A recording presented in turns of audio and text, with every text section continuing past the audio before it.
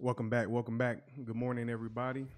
This is going to be a lesson kind of tutorial for beginners. So I appreciate y'all joining. Make sure y'all hit that like button for me. Subscribe to the channel if you're brand new. Let me see right quick. Now, this is going to be one y'all might want to go back and rewatch several times if you're brand new. We're going to do some analysis. I'm going to show you where to start if you're brand new to trading, and we're going to discuss it. But if you want to sign up to my Patreon and get access to my Discord, y'all please click the link in the description below. I got different tiers. I got lessons. I got signal services. I got community. So if y'all want to sign up to the Patreon, make sure y'all click the link in the description below. I just went live with my signal service. So if you want to be provided signals for certain trades in the futures market, you can go ahead and get access to that. It is live. So I just wanted to inform y'all if you didn't catch that. It's also interactive too. So you're actually going to be in there trading yourself. So you're going to be getting experience learning how to trade once you get these signals. So be on the lookout for that if you're interested. Well, it's live. So all right, good morning, everybody. Good morning. Who all do I have in the building? Who all do I have in the building? Who all do I have in the building? Y'all press 1 if y'all in the building. Press 1. Make sure my chat is live.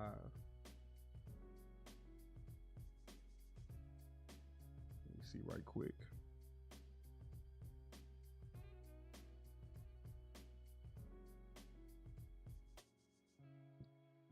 Okay. What's up, ZZ? Shout out to you. Shout out to you. What's up, Christine, Shim? Shout out to you. What's up, Mudvang? Shout out to you. All right, this is going to be a beginner lesson for people who want to start learning the futures market or trading. First thing y'all need to do is when you want to start off trading, you need to decide what markets do you want to trade. So there's different asset classes and different markets. When I first started trading, I started off in the foreign exchange market, the Forex market. That's when I first started learning how to trade. I started off in Forex, trading currencies. So we got currency markets, we got traditional stocks, we got crypto, we got more advanced markets like futures markets. Even Forex is more advanced. So most investors, most people start off investing long term. That's what they teach y'all. When people start investing, they think long term, and then you start investing long term, and then you want to kind of graduate from long term. Let's say you've been investing a long term for a while. You want to start finding other markets that provide different opportunities. So if you don't know, there's the derivatives market, which is the debt market. That allows you to take out leverage on trades. Even the Forex market is leverage trading. But I specialize. You want to find a market where you specialize in. You want to find a market that you specialize in. So I specialize in futures trading. You want to find at least 1 to 2 markets that you are a specialist in as far as like inside of your market. So if you are a foreign exchange trader, you might specialize in trading the EU dollar pair. If you are a futures trader, you might specialize in gold. You might specialize in the NASDAQ. The 2 markets that I specialize in futures trading is the NASDAQ and the S&P. These are indexes. So a good way to find out, okay, what markets do I want to trade? Come over to the CME, the Chicago Mercantile Exchange Group. They are a derivatives platform. And if you come over here, you could come to markets, see where it says top. It says markets. And as you can see, they got a list of all kind of different markets. Okay, you can browse by category. You can browse by specific a specific market, like corn, for example. There are people that specialize in trading corn. There's people that specialize in trading soybeans. There's people that specialize in trading crude oil. So there's different markets. Like I said, I specialize in the NASDAQ and the S&P. You don't need, you probably, if you've been in trading in the trading community for a while, you probably see beginner people trading 5-6 different things at one time. No, you don't need to do that. You need to find a liquid market, one that is highly liquid. For example, the S&P and the NASDAQ. You find one or two, and you become a specialist in that market. So, for example, in the futures market is the ES and the NASDAQ. In the crypto market, which is something completely different, I specialize mainly in XRP. Okay, I can trade any market. The analysis that I show y'all and I'm going to be talking about, it applies to all markets because all markets repeat. If you don't know, the markets are algorithmic and they repeat across every asset class. So price action doesn't change, okay? Price action doesn't change. Just every market is a little bit different. Some markets have different rules when it comes to trading. So you want to find a market that you specialize. Some people might specialize in gold. Some people might specialize in trading copper. You come over to this website, CME, and you pretty much can go down and see what you want to specialize in, and you do your own research as far as if it's liquid or not.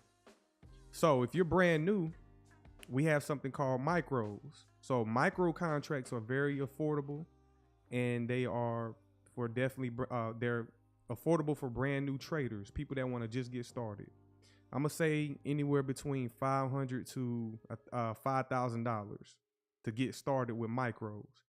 If you want to trade the minis, which are larger contracts, I'm gonna say $10,000 to $100,000 in capital to go trade that. Now you can start with less. Some brokers and exchanges allow you to have less, but I'm gonna say if you want to go start with minis, have at least $10,000.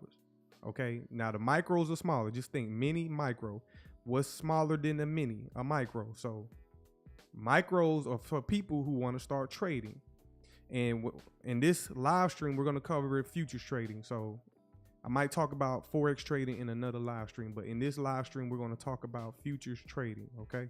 So I'm just letting you know that micros, if y'all are brand new and y'all want to get started, start with the micro contracts because they're affordable. So I'm over here on the CME. Let me click the micro suite. Okay. So they're going to give you a list of micro contracts. It says micro futures trade a slice of liquid futures or options markets and get the same capital efficiency as standard contracts with less upfront financial capital. So they're affordable. I get a lot of people, oh, I'm not ready for that, or etc. I understand that you got to get some type of training and get some tools under your belt before you go out there and just start trading. You want to practice for an extended period of time before you start putting capital on the line. I recommend you at least get started with demo trading first. Demo trade for the first 3 to 6 months. Okay, you can demo trade, you can practice your craft, your skill set, and then once you get a little bit comfortable with price action, start with the micro contracts. You're going to give you the same efficiency as standard larger contracts. Okay. And this is for people that have been long-term investing, etc. They want, they kind of get bored with long-term investing. Long-term investing can get real boring. So, okay. So you might want to start diversifying. And one way to diversify what institutions and traders do, we go into more liquid markets and we trade leverage trading. Okay. There is risk associated with this, but I teach risk management.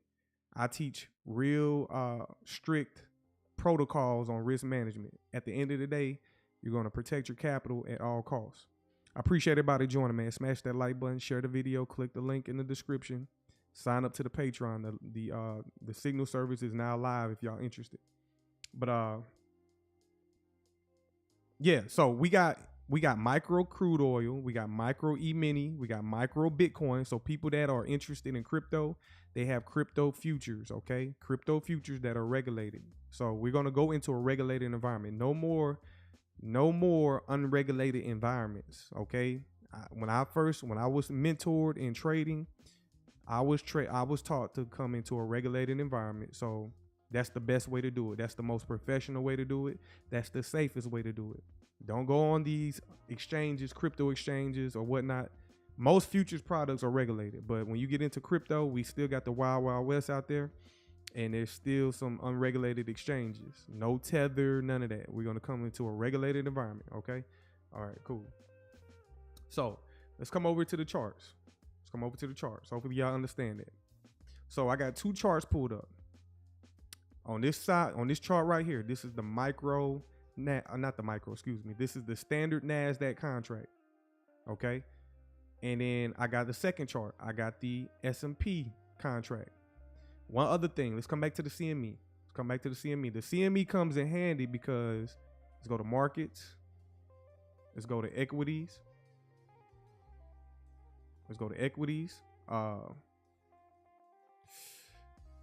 What you want to do is you want to find either the NASDAQ or S&P or whatever contract that you're trading. You want to go to products. Let me see right quick. Products. You want to get the current contract month. So for example, let's start with the NASDAQ right here. The NASDAQ. What's up, Jake Gamble? Shout out to you. You want to start with the NASDAQ, okay?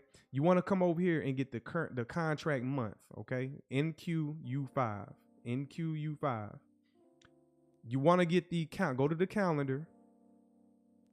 And in the futures market, these contracts expire quarterly, okay? They have expiration dates. So you want to make sure you have the current contract that you're trading. You don't want to trade out of the season or the quarter. You want to get the current contract. So the current contract month for the NASDAQ and the S&P is September contract. See, contract month, September 2025. It's going to give you the start date and it's going to give you the expiration date. So it began in March. It ends September, okay? September 19th. That's the settlement date. And then once we come near the end of September, or once we get close to the end of the contract expiring, we go ahead and roll over into the December contract, okay? The December contract. So once September 19th comes near, we switch over to December and that market becomes liquid, etc. You also can come look at, let me see, margins or settlements. Let me see. Okay, settlements. When you come over here to the CME, if you look at the settlements tab where it says contract month September, you want to look at the open interest. The open interest or the volume, my bad, the volume. The estimated volume right here, that lets you know if that contract, the higher the number where it says the EST volume, the higher the number means that's more activity going in this contract. So you want to trade the contract with the most activity, which is the higher number. That tells you there's more volume flowing through this contract. And then once this contract comes to an end, people will start to switch over into the upcoming contract. So the volume will go from this contract to this contract once September ends. So hopefully y'all understand that. Now let's come back over here to the market. Now let's get into technicals, okay? Let's get into technicals. You always want to start off on a higher time frame. When you're dealing with charts. The charting platform that I'm using, this is TradingView, okay? This is the top tier platform out there, in my honest opinion. There's nothing else. So some of these brokers, they have their own charting platform, but I like to trade with brokers that have TradingView integration. So this is TradingView. You go to TradingView.com, okay? TradingView.com if you're brand new. You want to download the app on your phone. You want to download the app on your tablet. And on your desktop, you go to the website, okay? So if you got a phone, if you're going to be in my signal service, I'm letting y'all know now for y'all that are interested and are already signing up. Download TradingView on your phone. That's where you're going to be doing most of your executions, because a lot of y'all won't have time to sit down at a computer. You might be at work, etc. Okay. Have it on your tablet device. Okay. So even on your tablet, you download the app. Now, if you got access to a desktop on your day-to-day, you don't have you can execute from your desktop or your laptop. So download those apps. These are key. I have TradingView on every device that I have. Okay, I have it on every device. So it gives you access. And the beautiful part about TradingView, let's say you're working on your computer or whatnot, and you got to quickly get away from your computer.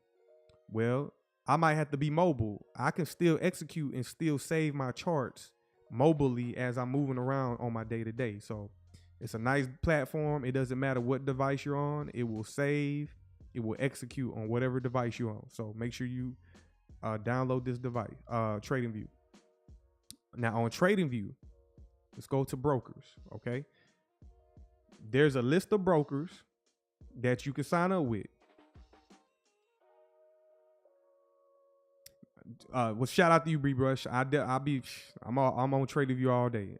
I'm always on TradingView all day.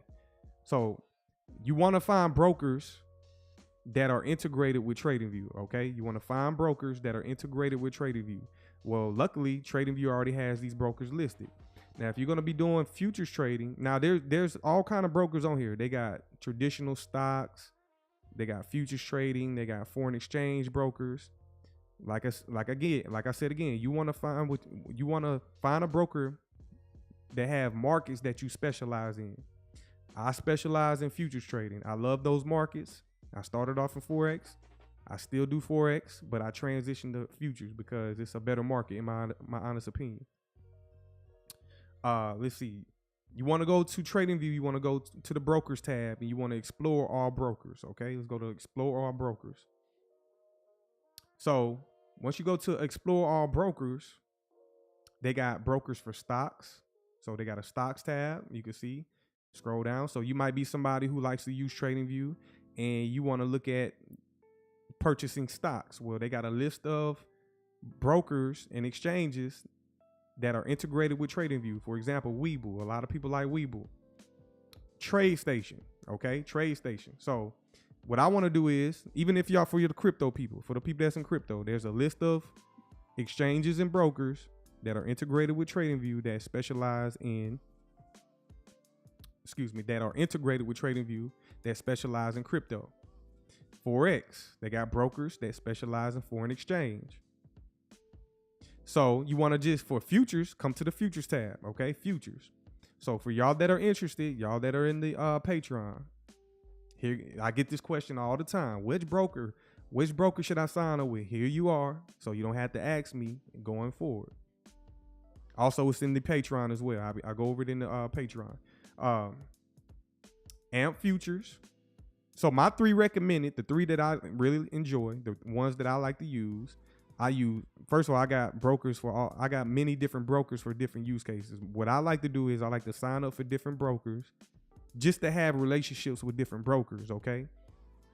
And also brokers, they all have different pricing with commission fees, etc. So they all have different pricing tiers. Some are good, some are bad. Some have better features. Each one of them have different features with TradingView. Okay, so I'm gonna leave this to y'all for y'all to decide which one y'all want to use.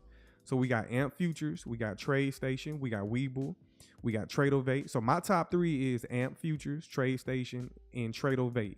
Those are my top three brokers for futures trading. Okay. They got interactive brokers. They're a large broker exchange, and they deal with a lot of people that's overseas.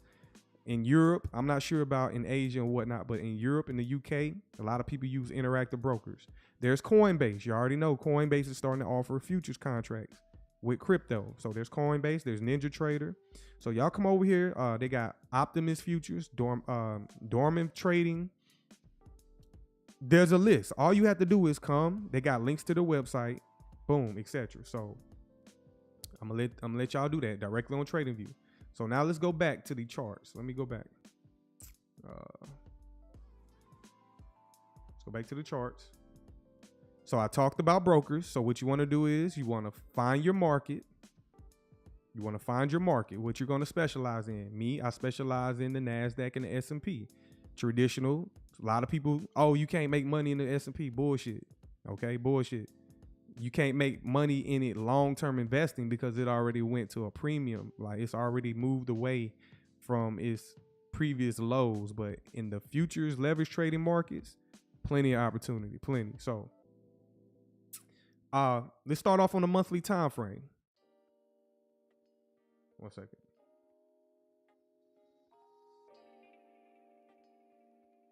All right, let's start off on the monthly time frame. So you find your market. Let's apply some tools. So it is it is currently June the 28th, 2025.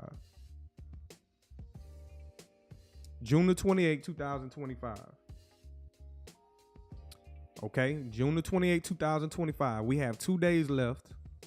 We have 2 days left for the month of June. So it is currently a Saturday, June the 28th. On Saturdays, Friday evening, Saturdays, and Sundays, those are the times of the week for us traders to reset and set up our charts for the upcoming week. Okay, that's what I'm about to do. We want to begin our analysis over the weekend. Once you get experience and do this does not take long at all. So if you're brand new, you're going to have these tools and these concepts or whatnot. But this is the best time of the week to get your new forecast, sit down, analyze the market. So in 2 days, we enter July 2025. So what I want to do is I want to drop a vertical trend line on this current monthly candle. Some of y'all might have seen me do this before, but again, this is for beginners. Going to drop a vertical trend line, okay, on the monthly candlestick. Clearly, you want to get a directional, you want to get a profile. So the market does 4 things: consolidation, expansion, retracement, reversal. So in the past 2 months, the NASDAQ has been moving higher. It has been moving higher bullish. So it's currently in a buy program, okay? It's expanding higher. We fell short Friday from taking out the all-time high from NASDAQ, okay? I was ready to tweet. I was ready to say I did it first. I called it first, etc. But it fell short. So right there is the old high. That's buy side liquidity. What that means is there are pending orders that the market makers have left behind in the market. That's an advantage by knowing that. If you know that, you have an advantage over everybody else in retail because you know how to identify where the pending orders are in the market, okay? And this is for people that want to start brand new trading. So I'm going to drop a vertical trend line right there on the current monthly candle. And guess what? You do this at the end of every month. You start this process over every month, okay? So you're going to take that vertical trend line. Once July ends, see this empty space right here, that will be July. Once July ends, you will drop that trend line on July, and we'll be entering August. Okay, so I'm already doing this for July. So I'm dropping it on June. I'm getting ready for July. After I do that, on the monthly time frame, I'm going to drop down to the daily. Okay, on the daily time frame. Now, let's analyze the daily right quick. See this high that I dropped, this trend line that I dropped on the old all-time high right there, the previous all-time high. Look how close we came Friday from taking out that high. Look how close we came Friday from taking out that high. Right there at that high is the all-time high, and there's pending orders above that high. Okay, we fell just short. After I drop that vertical trend line, what am I going to use with this vertical trend line? I'm going to come over here to the right side of my chart on this tab right here, and I'm going to go to my object tree. You want to stay organized in TradingView. When you create your objects or your tools, you're going to want to stay organized. So let's select that, and I'm going to name it my look back. 1 second. Look back / forecast. because that's this tool that I'm about to show y'all. This helps me look back in price to see old data, and it helps me forecast into the future. Okay, it helps me look back into old data, and it helps me forecast into the future. What's up, Night Owl? Shout out to you. Shout out to everybody just joining. Smash that like button, y'all. I know I got 13 loyal people in here. I should have 13 likes, so smash that like button for me. This is for like my loyal people that are into this. Like I said, I tell people all the time, this is not for everybody. This is not for everybody. This is boring. People don't want to roll up their sleeves, and this ain't for everybody. This is for the people that actually want to learn this skill set, and I'm giving you a starting point. And this is one you're going to want to go back and watch, because I'm giving you the starting point, and I'm giving you real tools that you can apply. You have to listen to the details that I'm telling you. You have to listen to the specific details. What's up, DeAndre? Shout out to you, man. Shout out to you. So that vertical trend line that I dropped on the monthly time frame, there it is right there. I'm going to take a ruler. Over here on the left, we got our toolbox. Over here on the left, that's our toolbox. We can lay things like trend lines. We can use rulers. We can even text. We can mark things up. So this is our toolbox over here. I'm going to select my ruler, and I'm going to place it directly on that vertical trend line. Now, you can do this by hand, or you can use the toolbox, okay? That's why we got rulers. I prefer using my ruler, because doing this by hand, like counting back in time. So everything to the left, I will be counting back. We're looking back into time. I don't want to do that by counting every day. No, I want to speed it up by using my ruler. So I'm going to take this ruler, I'm going to drop it directly on the vertical trend line, and I'm going to look back 60 days. I'm going to go back 60 trading days. Right there. Okay? It says, if you zoom in, as I drag that ruler to the left, it says 60 trading days. Okay? To speed this up, you want to look down here at the bottom of your screen, okay, on the chart. It tells you the days. So once I laid that ruler, it began on that vertical trend line on June the 2nd, a Monday, June the 2nd, 2025. And I went back all the way to April the 3rd, 2025. Okay. You want to keep that in mind, because that's how you're going to speed this process up. Let's take a vertical trend line, and we're going to go back to April 3rd, 2025. April 3rd, 2025, just like that. So I'm going to give that a color of gray. I want to match that up with the vertical trend line. So this is a diagonal trend line, and I want to match the color up with the vertical trend line.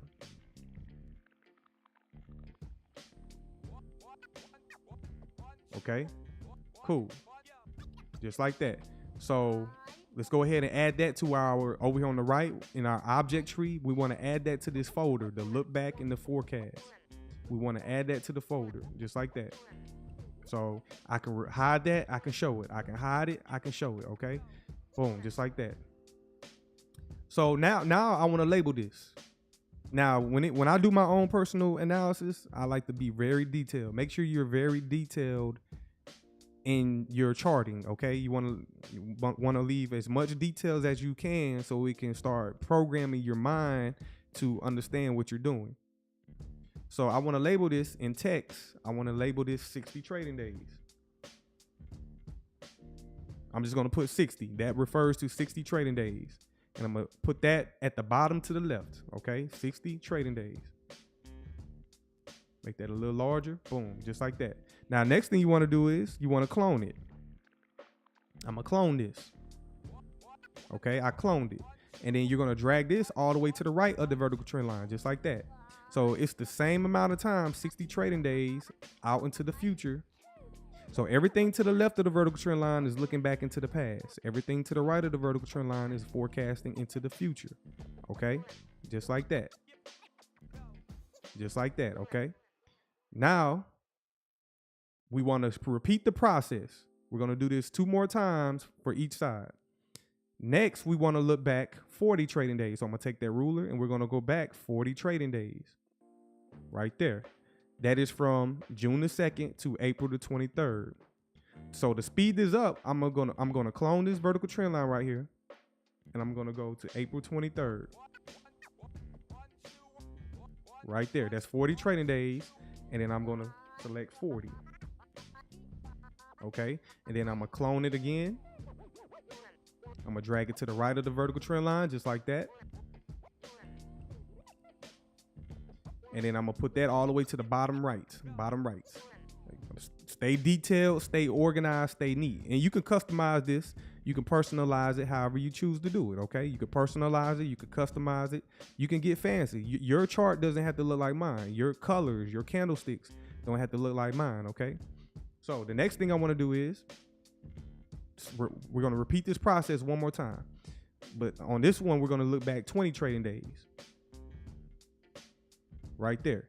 So from June the 2nd to May the 13th. So I'm going to drag this to May the 13th. Right there. And I'm going to label it 20 trading days. Clone it. We're going to clone it. And then we're going to drag it to the right of the vertical trend line. Just like that. And then we're going to bottom right. Just like that. So now we're done. This tool is called the look back in the forecast, because everything to the left of price action on the daily time frame, that is looking back roughly 60 trading days. Okay. And then we're forecasting to the right of the vertical trend line 60 trading days. Okay. Now there's some cases where we can go back further, but right now we don't need that right now. This is just the basics. This is just the standard. We don't have to go back any further. So what are you doing right here? How many days is this in total? So let's take a vertical trend line. We're going to count how many days this is in total. So I'm going to start from the edge, this 60 point right here in the look back. I'm going to start right there. And I'm going to drag this all the way to into the future, 60 days. Now that is roughly 120 days. You're getting a window in time of 120 trading days. Okay. Just like that. 120 trading days. So let me highlight that again. We're looking back. We're forecasting forward. 120 trading days. Now, y'all tell me in the chat, how long is 120 days? How long is 120 days? Y'all tell me in the chat. That's basic math. That's simple. How long is 120 days? How many months is that?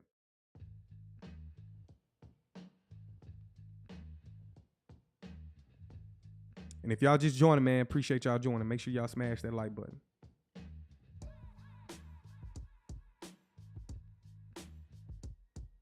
So, okay, that's roughly 100. That's roughly 4 months. That's roughly 4 months. That's roughly 4 months, okay? So that data right there is 4 months. So what we're doing is we're getting 4 months worth of data, okay? 4 months worth of data. Now, what do you do with this information? So if you look back, let's start with the 60 trading days right here.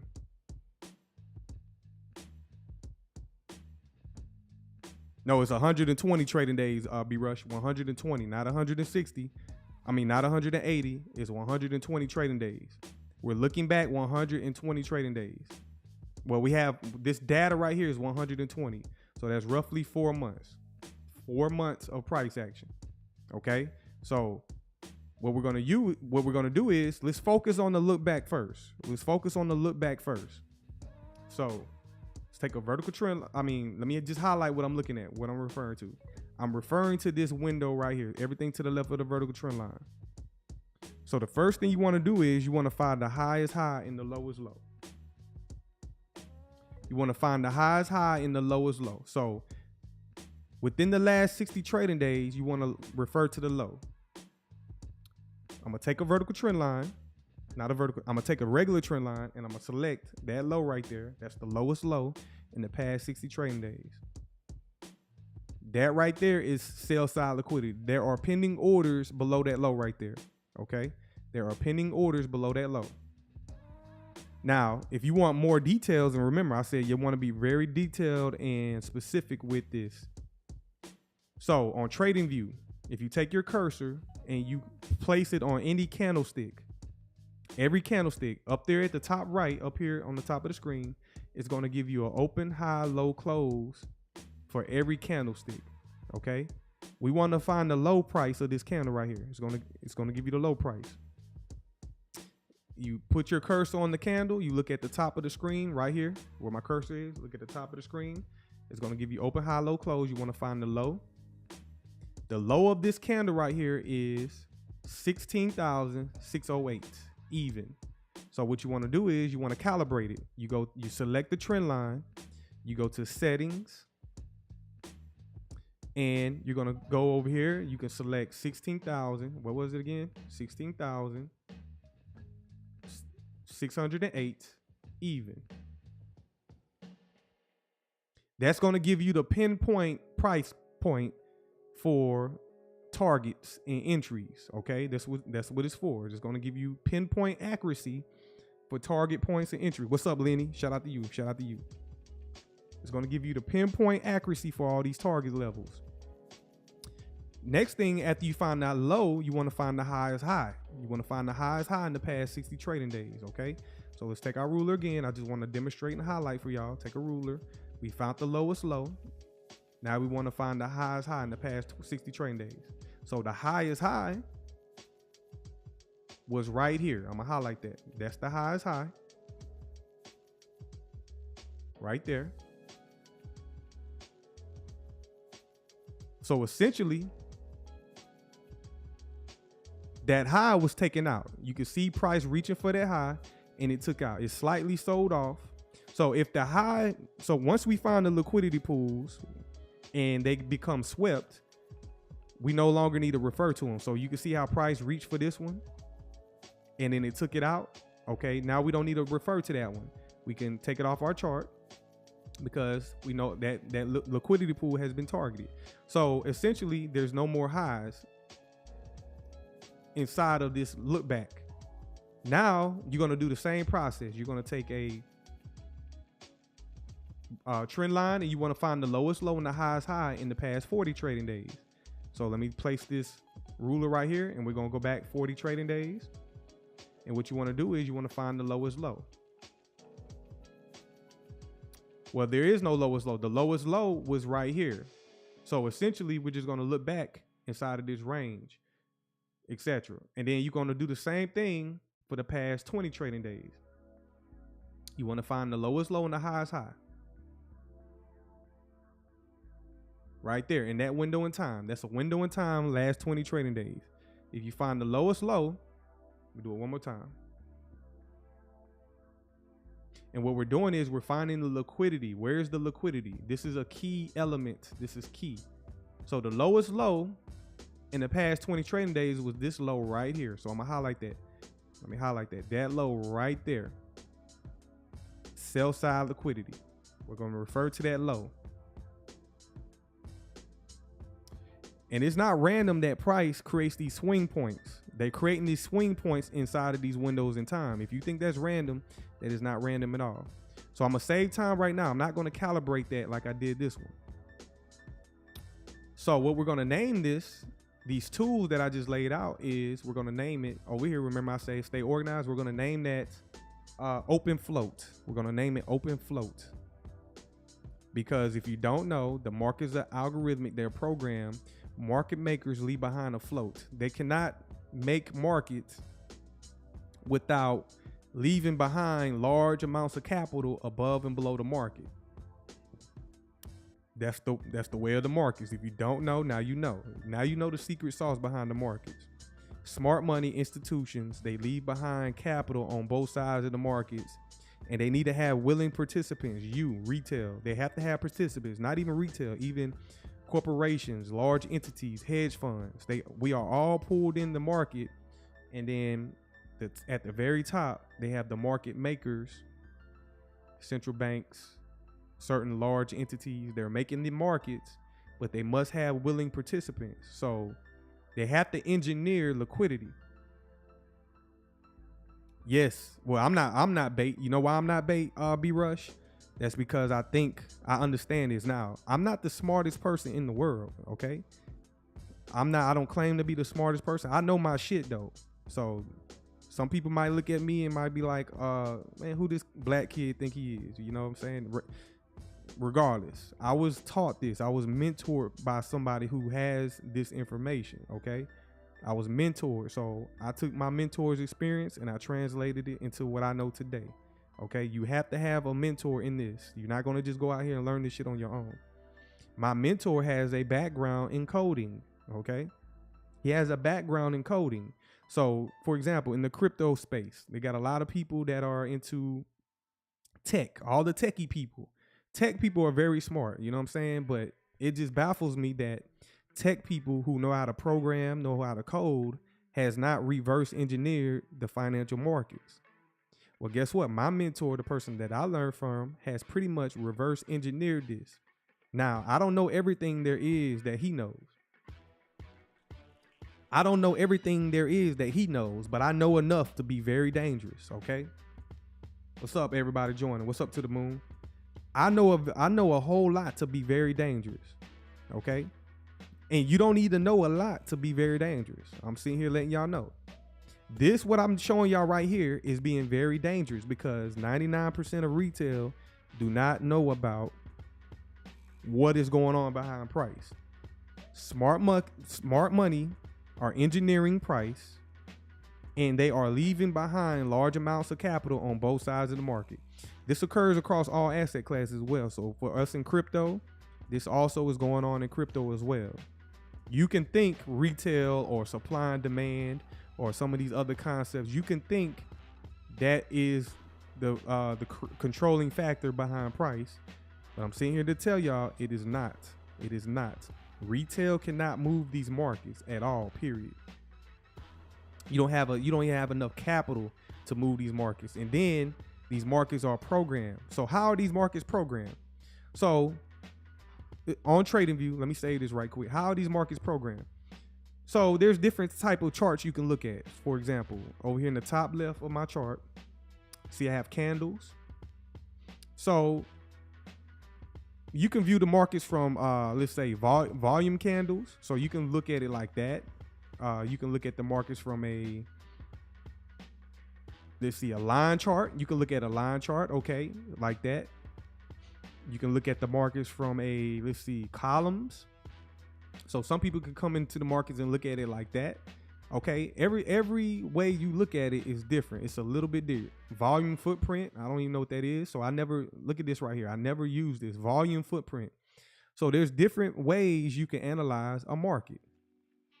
But I don't specialize in looking at the markets in these all kind of different ways. Like line break. I never analyzed the market like that. It looks like candlesticks, but I don't know what that is. But I specialize in candles, okay? Candles. Candles are perfect because they are time-based. Candles are time-based. So, for example, this is a daily chart, okay? Y'all know it's a daily chart. What does that mean? Every one of these candles take 24 hours, okay? 24 hours in a day. The traditional markets are only open 5 days a week. They close on Friday. They reopen on Monday. 5 days a week. And then we have something called electronic trading hours and regular trading hours. I'll talk about that shortly. We have electronic trading hours. We got regular trading hours. The electronic trading hours allows you to trade Sunday to Friday. Regular trading hours allow you to trade Monday to Friday. So the traditional markets are not 24 hours like crypto. So each one of these candles on the daily time frame takes 24 hours, okay? It's time-based. If we go out to the weekly time frame, every one of these candles take 5 days. In the traditional markets, in crypto, 7 days.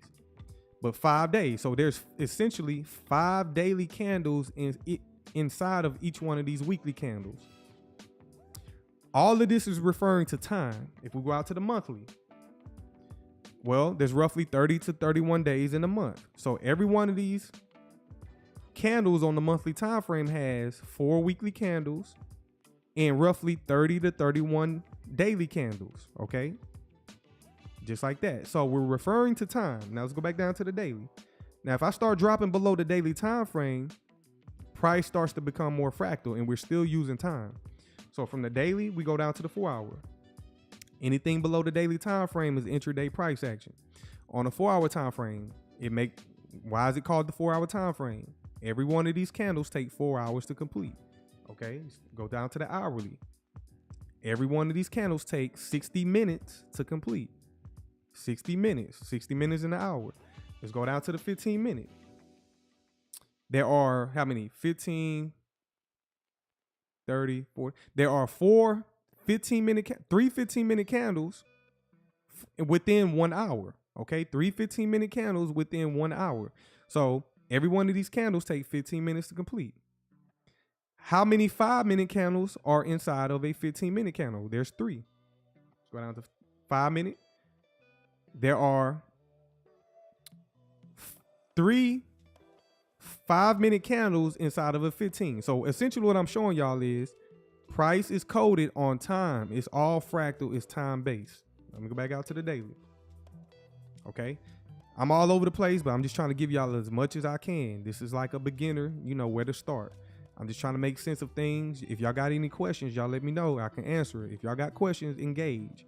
Okay. Don't just sit here and watch me. I want to get some feedback. That's going to help me be a better teacher. That's going to help me be a better educator. If y'all tell me what y'all, if y'all got any questions.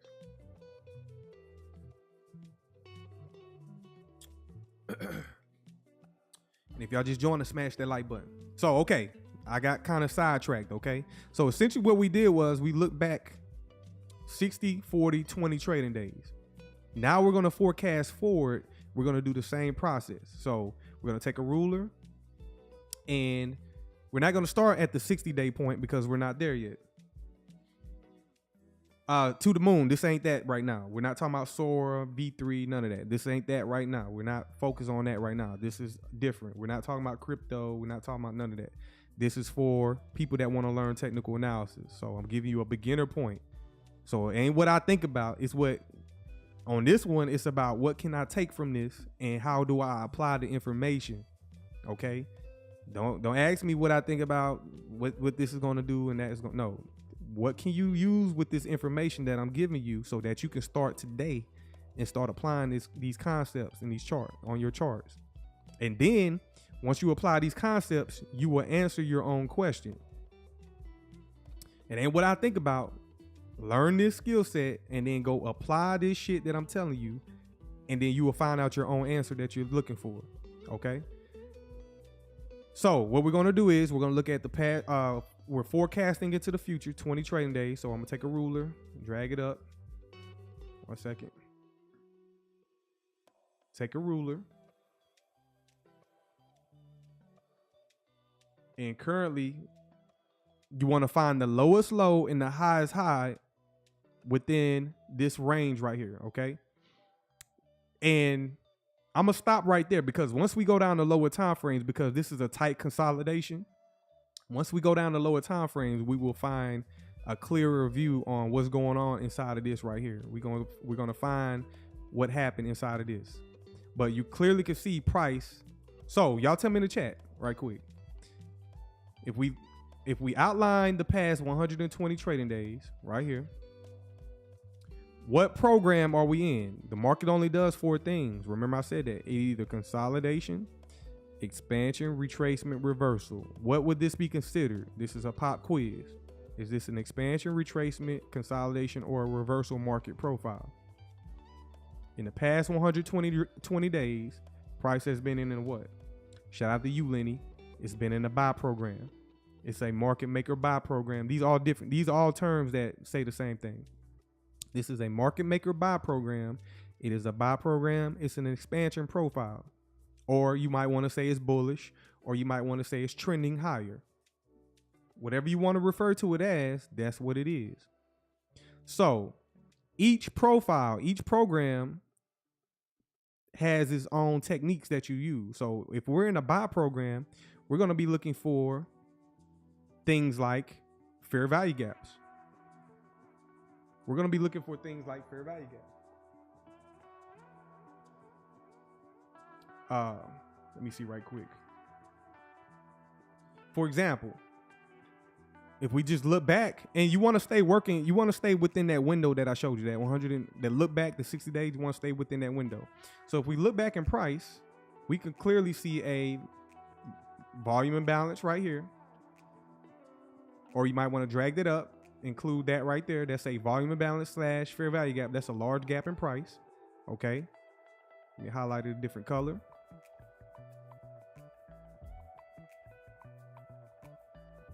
And whenever we're in a buy program, price is going to leave behind inefficiencies or fair value gaps in the market. So whenever it does that inside of a buy program, price is going to want to refer back down to these levels. Okay. So you can see the expansion profile. You can see the retracement back down to fair value gap. You already know. If you don't know, fair value gaps, they're inefficiencies in price. How do I define this? Let me give you further definitions.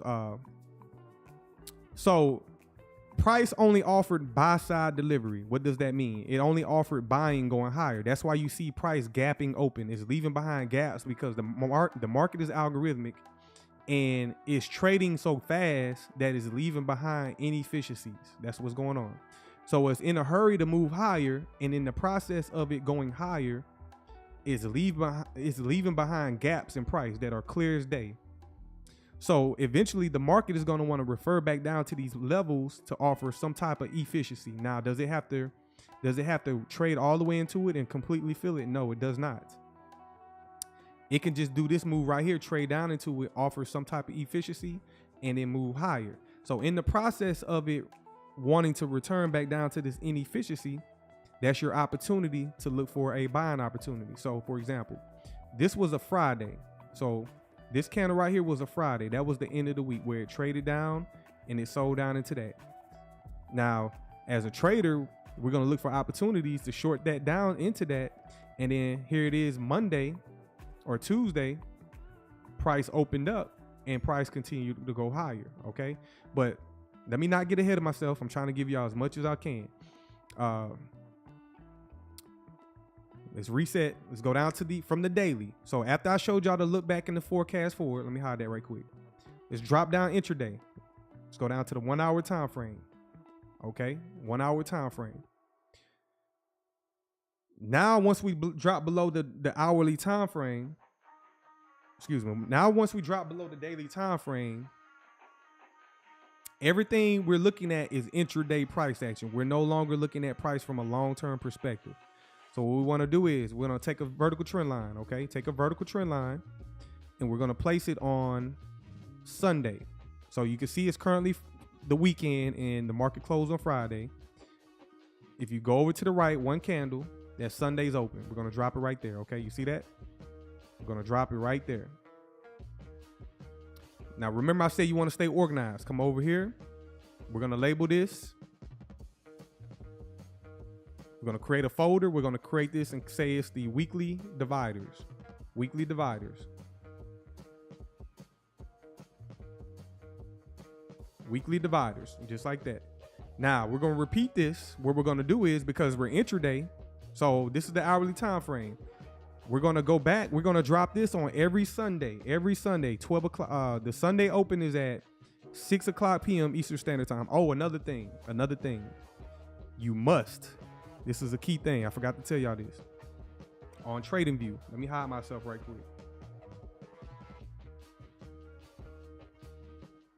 Okay, on the bottom right-hand side of TradingView, you want to set your chart to right where I got my cursor right here. You want to set that to New York Eastern Standard Time, okay? New York, it says UTC4, New York Standard Time.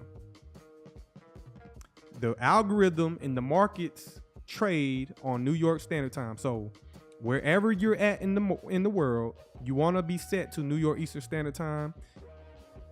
That's the time frame that the algorithm is coded to. You have to be on New York Eastern. I live on Central Time, okay?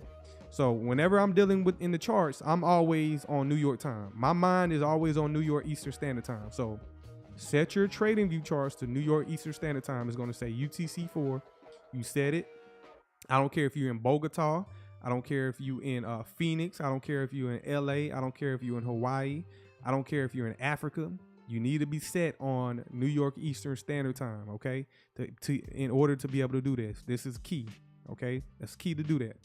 So let's get back to this.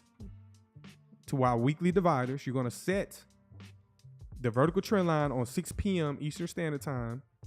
And we're going to do this going back in time It's almost like a look back. We're going to do this for the past Sundays. We're going to go back for a few weeks. So we're going to drop this. We're going to clone it. We're going to drop it on New York Standard Time. Sundays open 6 o'clock p.m. New York Standard Time. So 6 p.m. So what I just did right there, that was last week's price action. That right there alone. What a beautiful week in the markets. Last week. That just ended Friday. As you can see clearly, the markets expanded higher just like that. And it went higher and fell short of taking out the old all-time high. You see that? Okay. Next thing I want to do is, let's go ahead and set up for the upcoming week. We're going to clone it from Sunday, 6 o'clock p.m. tomorrow. We're going to drag that out all the way to next Sunday. Next Sunday, 6 o'clock p.m. Eastern Standard Time. So you're essentially going to do this for the at least 3 to 5 weeks. So you're going to go back in time 3 to 5 weeks. And you're going to continue the process. Sunday, 6 o'clock p.m. Eastern Standard Time. Every week, the market opens at 6 o'clock p.m. on a Sunday. The official open isn't till Monday, 9:30 a.m. in the futures market. So don't let me confuse you. Candles and price action starts back trading Sunday, 6 o'clock p.m. Eastern Standard Time. But the opening bell for these markets don't start until 9:30 a.m. Monday morning. And every morning. So Monday through Friday, 9:30 a.m., that's the opening bell for the markets. But with the electronic trading hours, you can trade or you can analyze price outside of the opening bell. Okay? So don't let me confuse y'all. So that's 1, 2, 3. Let's do one more week. Let's go back at least 4 weeks. Right there. Okay. So what I just did was we have 4 weeks worth of data intraday. Okay. 4 weeks worth of data intraday.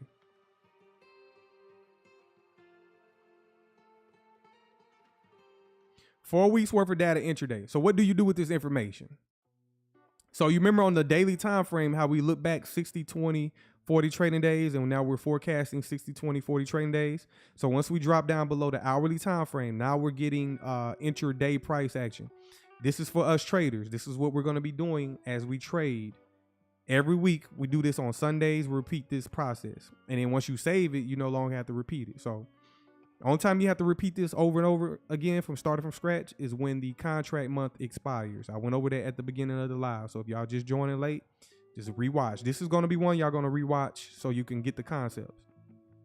So on the hourly time frame, a lot of y'all know what to do. Y'all can tell me in the chat what y'all do on the hourly time frame, because some people are in the Patreon. If you're not in the Patreon, so, click the link in the description. We're going to find the previous week's highs and the previous week's lows. That's what we're doing. So we're building data. We're understanding where they're leaving behind orders in the market. That's what we're doing. We're trying to find the old orders in the market, and we're going to use old highs and old lows to do that.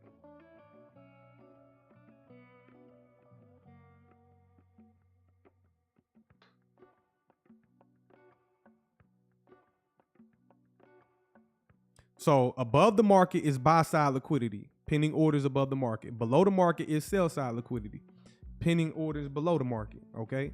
So that's what I'm doing. I'm finding the old lows and the old highs.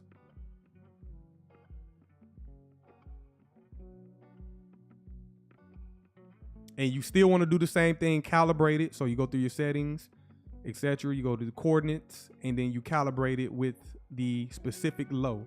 You do the same thing with the high. So what I'm doing is I'm collecting old data. Let me do one more. Let's go back one more right quick. Sunday, 6 o'clock p.m.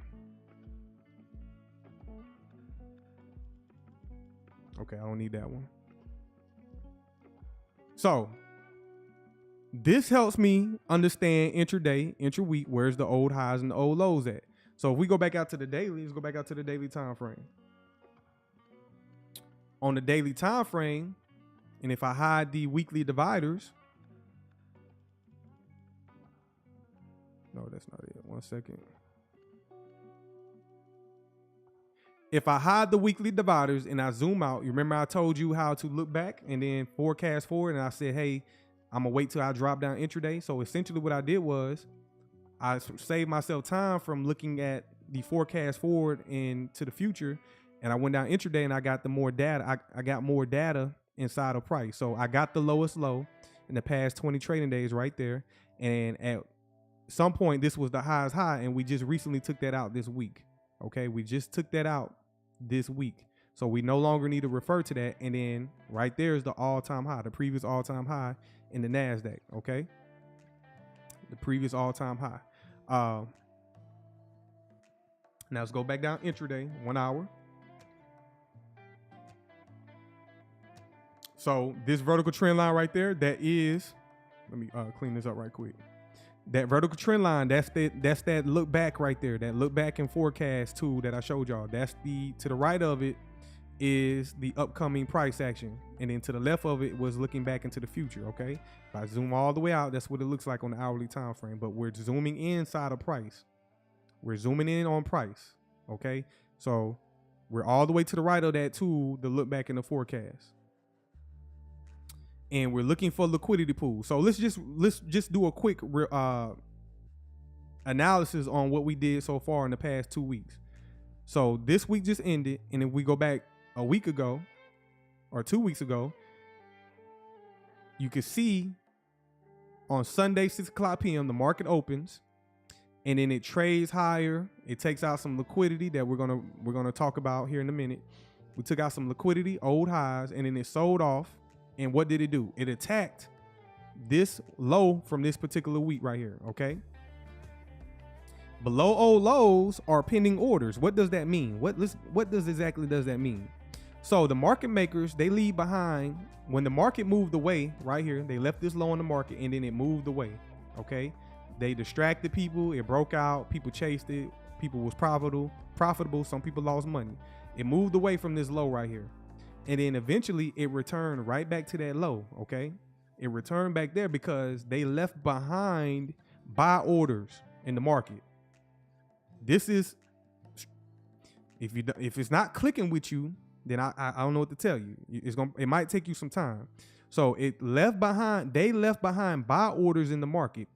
What do you do with that information? What you do is you be patient. You're being patient. You're sitting on your hands and you're waiting to see if price wants to refer back down to this. Now you're bullish. Now, if you're bullish on the higher time frame, that's where a lot of people get distracted by this or confused. Well, how the hell the market is selling off and you're bullish? Well, it's programmed to do that because market makers are selling the market off down the sell side liquidity. And once it goes down to this low, it triggers their orders. Okay. It triggers their buy orders below that low, underneath that low right there. Let me highlight it. Once we go below that low, their orders are triggered. Okay. Their orders are triggered. And then price, if you're bullish on the higher time frame, you want to buy below that low right there. If you're bullish on the higher time frame, you want to be a buyer below that low right there. Okay. And then the market displaces higher, and then it cleans out some liquidity where you could be taking profit. Okay, so let's highlight that. Let's highlight these old highs. Remember, we can use old highs and old lows for entry points or targets, entries or targets. So you can see price drop down below that low. Night owl, you say, are these the options? They're coming down and triggering. What do you mean by options? I'm not sure what you mean by options. Give me more clarity. But you can see price trade down below that low. Okay, price is algorithmic. It's already coded that they left behind. Remember what I said. They got to engineer liquidity. They have to build the liquidity up and get participants in the market. Retail, hedge funds, big corporations. They are the participants in the markets, the commercials. Okay. Market makers are engineering this. They know at this low right here, and it's not just a random low. You remember, you said, so are these the options contracts coming down and triggering? I need more clarity. No, this is not options trading. This is futures trading. This is not options. The same tools apply in options trading though. The same concepts apply to options This is futures trading. Okay, we're focused on futures. Like I said in the beginning, if you just joined in late, go back and watch the beginning of this. I talk about being a specialist and finding the market that you are into. This is not a random low right here. This low right here is not random. I told y'all how to find the highest high and the lowest low for every week. So this week that just ended, for example, I'm going to find the lowest low, which is right here. I'm gonna highlight that low, and then I'm going to find the highest high right there. You do this at the end of every week. Find the highest high and the lowest low. So for this particular week right here, this low, I highlight that at the end of the week. That's the low of the week. And at some point in the future, price trades down into that, and then smart money accumulates and goes long inside of that. Okay. So let me see. Let's go down to a 15-minute. From the hourly down to the 15-minute. Now, do y'all think it's random? Does that look random to y'all? Like, how can I highlight these specific price points and just know that's the narrative behind price? Okay, there's definitely a narrative behind price, and it repeats over and over again. Price goes down to that low. Smart money in here accumulating. So what did they do? So they're buying and selling in both directions, if y'all don't know. They're shorting the market down to this low. Okay, retail is chasing it. They're shorting this down to that low. For example, this is a market maker sell model down to this low. This is a market maker buy model up to this high. Let me show y'all. This is a complete model right here in itself. Let me highlight it for you. This sell off right there, that's a market maker sell model. And this buy program is a market maker buy model. See, it makes like a V. Do y'all see it? It makes a V. That's a complete model within itself. This shit repeats all the time. Most people are not aware of it. You can be buying and selling in both directions. Welcome to futures trading. But if we look back, we had a higher time frame target, old low from the previous week, and we're waiting. You got two options. You can wait for price to come down to that low and then get in sync with price to go long, or when you become more experienced, you can get in sync with price selling off to this low down here, target this for liquidity, and then purchase it back and go in the opposite direction, just like that, to this high. Do you think that's random? I don't think that's random at all. But for example, if we were selling off, you want to find an inefficiency or a fair value gap. Let me highlight one right here. There's a volume imbalance right here / fair value gap on the hourly time frame. Okay. Let me see. Let me give it another color. So that's a SIBI / volume balance. This right here, when you see these gaps in price, that's your opportunity. When you see these gaps in price, that's your opportunity to sell the market. You can set a limit order. For example, let me log into one of my accounts. And for example, up here in the top left, or you can do this right here. See over here on the right, there's a plus sign plus price. You're going to hit the plus sign. You're going to put sell. And it automatically places a sell limit order right there in the chart. Boom, right there.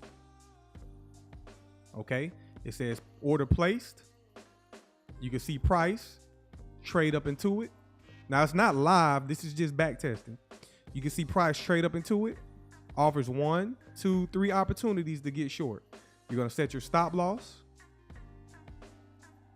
at that high right there. Okay, you're going to risk $550. And then you're going to take profit at the liquidity pool right here. Just like that, okay? That is $5,035. So you're risking $550 for a return of $5,035, just like that. So you can see how price trades up into this SIBI and then price displaces. Let's say you missed that one. Well, guess what? They offer another opportunity right here. There goes another opportunity right there. You see that? To get short. Price trades up into that. If you want a guarantee fill, how do you use these fair value gaps? Okay, you set limit orders at the low. If you want a guaranteed fill, you want to get in the market, guarantee. It's going to guaranteedly fill you. Sometimes they don't guarantee it. Sometimes it'll just be so heavy and then move away. But if you want a guaranteed fill, you set a limit order at the bottom of the fair value gap. If you want a deeper retracement at a more premium, you set it at the midway point of the fair value gap. And if you want a deep discount or a deep premium to get short, you set it at the top of the fair value gap. That pretty much reduces the risk. The deeper price goes inside of the fair value gap, reduces your risk on the trade, okay? The same with this one. You see, I got the limit order right here. Let's say I want to place it at the midway point of the fair value gap, right there, okay? That reduces my risk from $550 down to $370, okay? Just like that. So you're reducing the risk on the trade, okay? And if you want a deeper retracement to the top of the gap, which I rarely put my entries, my limit orders at the top. I want guaranteed fills because it's not guaranteed that it's going to retrace all the way to the top. I want to get it at the bottom for a guaranteed entry. And then if this gap was tighter, I will put it at the midway point. So if this gap was like, for example, like right here, something like that, I will put it at the midway point. But I want guaranteed fills. I'm willing to take the risk for price to go a little bit deeper inside of into the gap. That's just me personally. So it displaces. You can see the sell off. You see the sell off after trading up into the fair value gap. 1, 2, 3, sell off. In that expansion profile right there, they leave behind another inefficiency, another inefficiency in price in the form of a SIBI, sell side imbalance, buy side inefficiency. You can see price trade up into it. 1, come back. 2. Let me see right quick. Yeah. So 1, 2, and then it starts to run off. It gives you another opportunity. Now this is kind of late in the sell-off. It's kind of late in the process. I want to get in as early as possible at the top of the sell-off.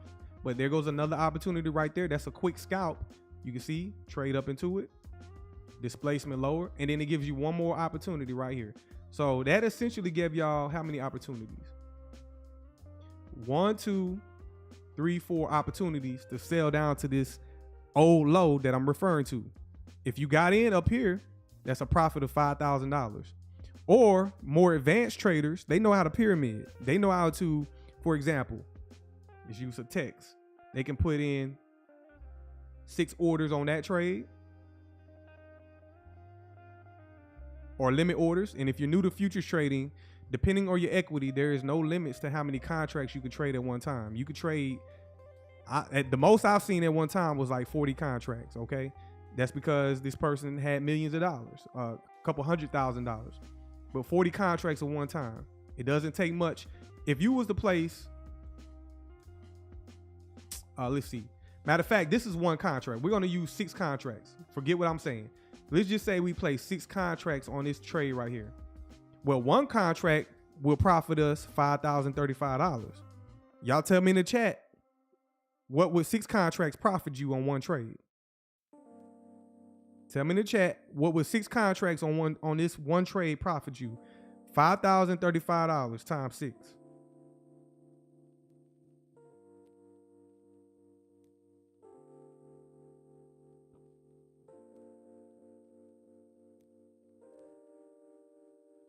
I'm waiting for y'all. Pull y'all calculators out. $5,035 times 6, because that's one contract that we're using, but we're adding 6 contracts on this particular trade. This is futures trading. Who's good at math?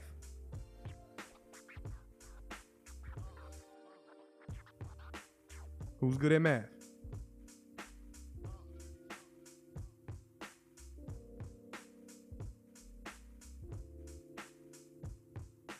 Okay, let me tell y'all, since nobody's participating.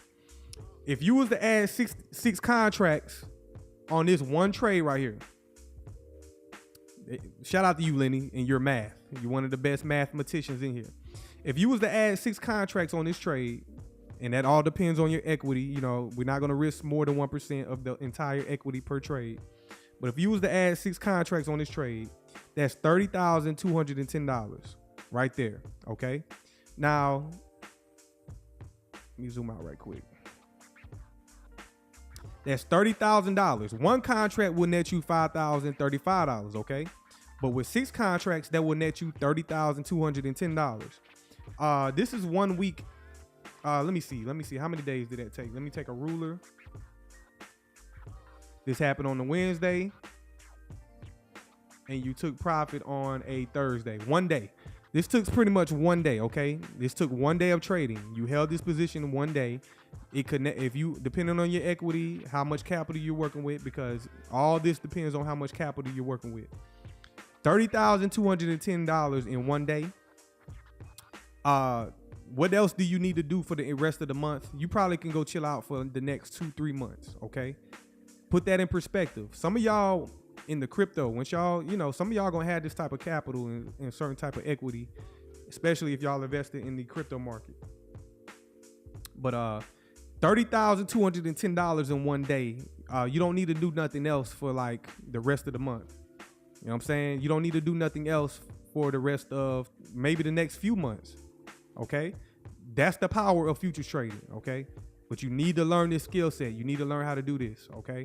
It's not and it's, to be honest, it's easy. I'm not going to say it's easy. It's hard to learn. But once you get experience, once you get time doing this, repeating these things, watching it replay over and over again, this shit becomes easy. It's almost like a life hack. It's almost like, man, you got to tell people. That's why I'm on this shit right here telling people now, like, man, look, people got to know about this, and this information can't be gate kept. Okay. These markets are 100% controlled. They're algorithmic, and you cannot gatekeep this information. Everybody, like I said, this ain't going to be for everybody. When I said that earlier, this ain't going to be for everybody. You showing people candlesticks and charts and trying to tell them how to trade, and it's boring, it's dry. But once you start putting the figures and the numbers behind it, then that's when your signals start to go, that's when you start to wake up and be alert. You know what I'm saying? So it's like, damn, you can make 30,000 in 1 day. Yes. That's nothing. That's peanuts to institutions. Institutions are turning billions of dollars. If y'all go look up the derivatives market is a multi-quadrillion-dollar market. Okay. That type of money is flowing, and it's definitely flowing through the traditional equities like the NASDAQ and the S&P. That type of capital, these type of markets, it's called the capital markets for a reason. That's all there is. Capital flowing through these markets. It's the biggest market in the world. These are the biggest markets I don't care what industry you're in. Without the capital markets, there would be no warfare, okay? They would not be able to produce weaponry from wars. There would be no economies, okay? Without these markets. So these are the biggest markets in the world, Craig, okay? That's what I'm trying to get y'all to understand.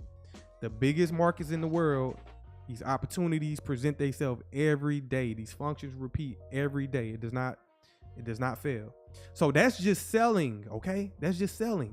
That's just selling the market. What about buying the market back?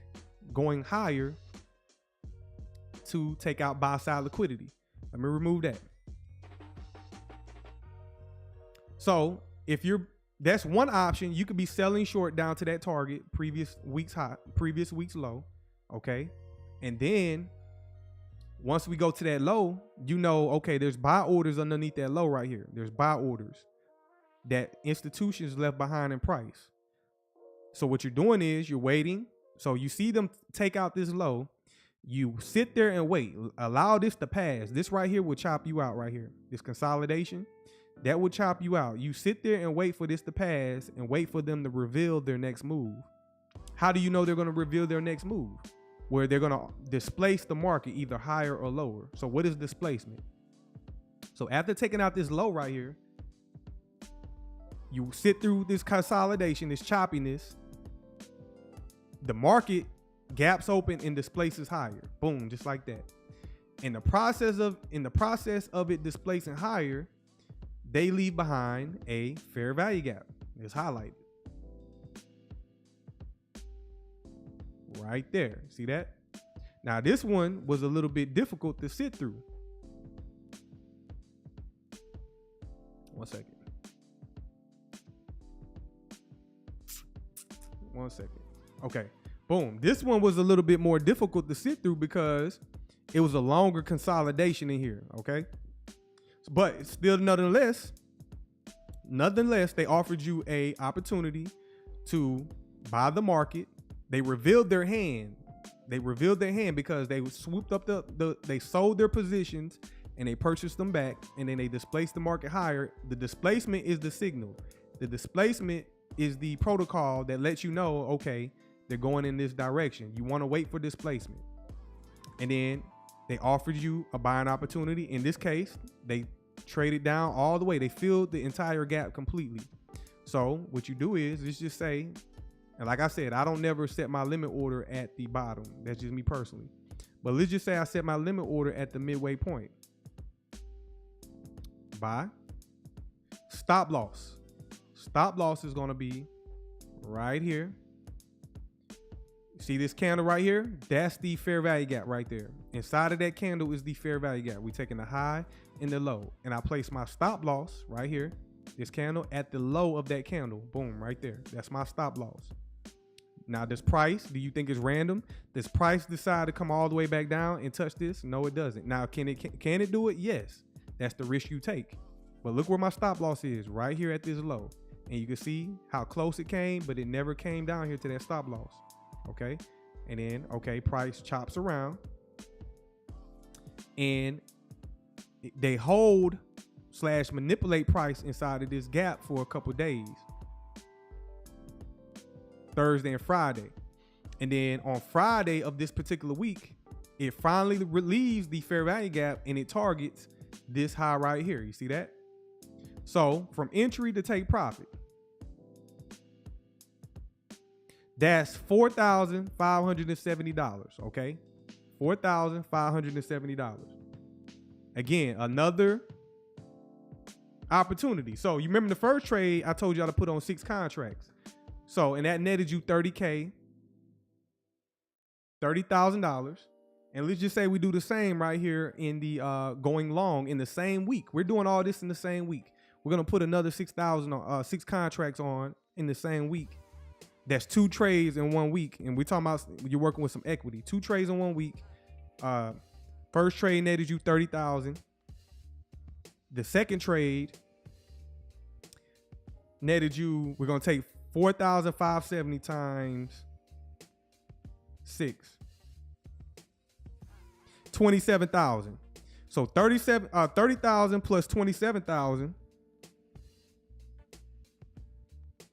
is roughly $57,000. $57,000 in 1 week. In 1 week, okay? 1 week. And that's what it looks like, okay? I give y'all a clear model, sell model. You want to use the higher time frame targets for reference points. Sell side liquidity. You can see price trade down to that low. Market reverses, and then it trades back up higher. We're going to look for some type of inefficiency, which is a fair value gap. We enter on that, and we go back long, take out profit. And then do you think it's random after we trade back up into this high right here, the market breaks down? Do you think that's random? Low resistance liquidity run. And where does it trade to? 1 second. Do you think it's random? It trades back down to the fair value gap that you use your entry on for that long. It trade right back down to it. Yes, it trades below it, but that's okay. If we look over here, y'all can see what this is clearly. It's a large fair value gap. But let's just say up here, I dropped down to a 5-minute time frame. We just took profit after going long. Let's go down to a 1-minute time frame.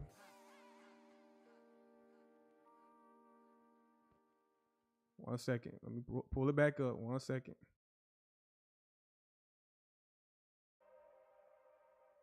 So on a 1-minute time frame, after we took long, after banking 27K, okay, after banking 27K, we go long, price goes up, we offload our long position, we take profit, bank it, and then we start to see the market break down, displace lower.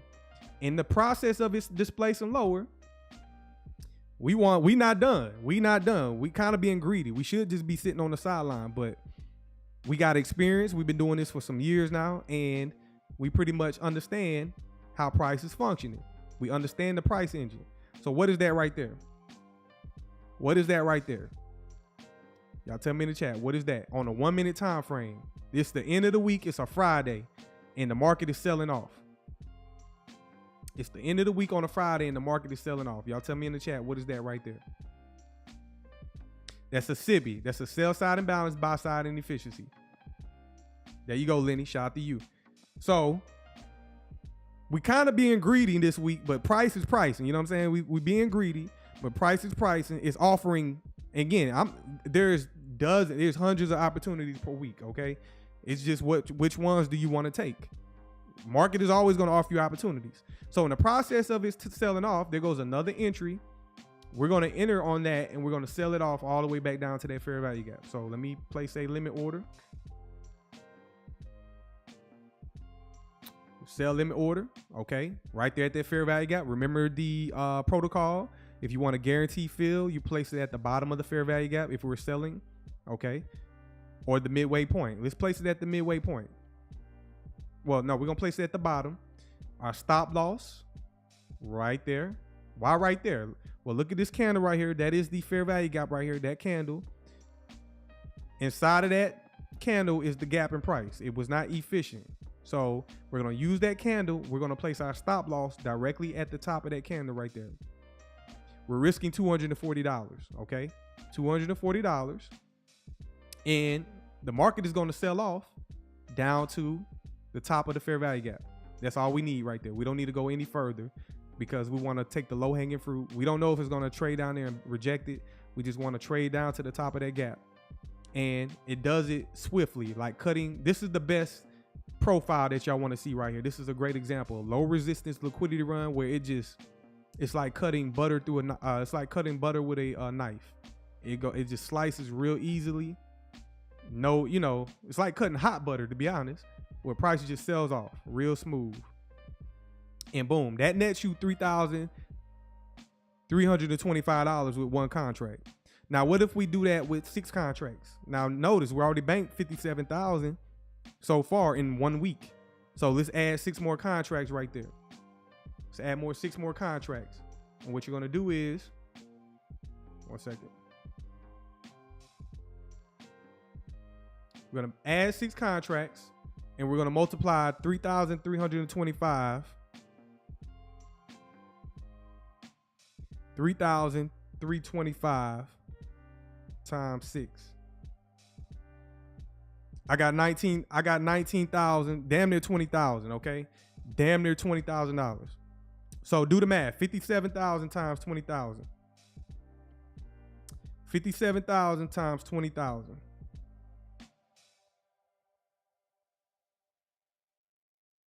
Excuse me, not times, plus. 57,000 plus 20,000. That's roughly 77,000 in 1 week, okay? That's the type of shit going on in these markets. You just got to know how to identify price. You know what I'm saying? That's 77,000 in 1 week. Now, this is all depending on your equity. You better believe institutions, large hedge firms, they're in there working with way more capital than this. But for savvy investors, traders, they're working with this type of capital. What would you do after making 77,000 in 1 week? You've made more money than doctors. It's insane. You know what I'm saying? It's very insane. It's insane. Now, I can do this. I can do this type of trading. I just don't have the equity currently to go make 77,000 per week. I have to continue to grow my equity. I have to continue to use risk management. But the same concepts apply. Everybody's money is different, okay? But everybody don't have this skill set. Everybody's capital in everybody's situation is different, but everybody doesn't have this skill set. Even using one contract, okay, is very powerful. One contract per trade. Very powerful. Very powerful. I'm just showing you what it looks like. And then that's just one trade. That's just one sell-off going. That's just one entry right there. Guess what? There's even more entries as well, okay? They just keep offering. Look at that right there. There's another SIBI, okay? Another entry point where price trades up. You want to be a seller when the price goes higher. Another entry right there. There goes another entry right here, okay? They just keep offering opportunities. There's dozens, hundreds of opportunities every day. Okay. Now this is just 1 week's worth of price action that I'm showing y'all. 1 week. So if we just zoom out, now it looks pretty crazy. You know what I'm saying? It looks, I marked everything up. What we did was we dropped down the lower time frames, and I give y'all all kind of examples of what that looks like inside of 1 week's worth of price action.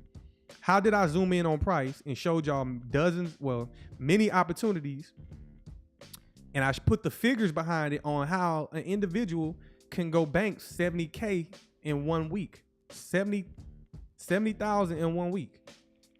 Okay. Really from Wednesday to Friday in 3 days, you do 70,000. Now, do you want to overtrade? No. Me personally, after I would have banked that 30,000 in the week, I would have been done. But I'm just showing you people that are highly skilled, they have no limitations, okay? They have no limitations. They can do this shit all day, every day. There's no limitations. Once you obtain this skill set, there's no limitations on what you can and cannot do. Okay? At that point, money doesn't matter. Get it? Money doesn't matter. You're just gonna be paying a higher tax bill. But guess what? You can be a trading business. You can trade as a business. If you go create an LLC, and any LLC can do this. You can have a barber shop. You can be a self-employed barber. You can be a lawn service, a lawn care person. You could be doing insurance. You can have a warehouse. You could be making products. If you have a business right now, within your business entity, you can go sign up and create a broker's account with an exchange, with a broker under a business. And if you learn this skill set, this capital, all this capital that you're getting will be a tax write-off. What I'm trying to say.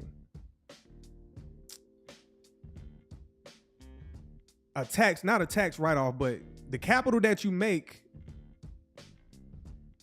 you can continue to put the work. You don't necessarily have to report that because that's a part of your business. That's a part of your working capital in your business. That this trading capital that you're making, that's a part of the capital inside of your business that you're continuing to put the work to grow your business. Okay, that's how the IRS views it.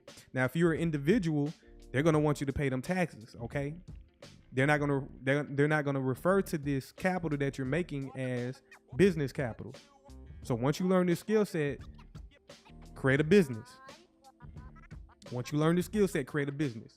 So I got more concepts. This is just basics. I want y'all to start off with that. So for example, let me clear this up. That's what I'm trying to say, Lenny. You can use business expenses for tax write-offs on the gains. Yes. And there's some people, for example, myself, I have a business. My business is offering services. You know, according to that, I offer educational services. That's what I do. I offer educational services. But what do y'all think is the main source of the income? Trading, right? Yes, you can pay yourself a big salary, S Corp.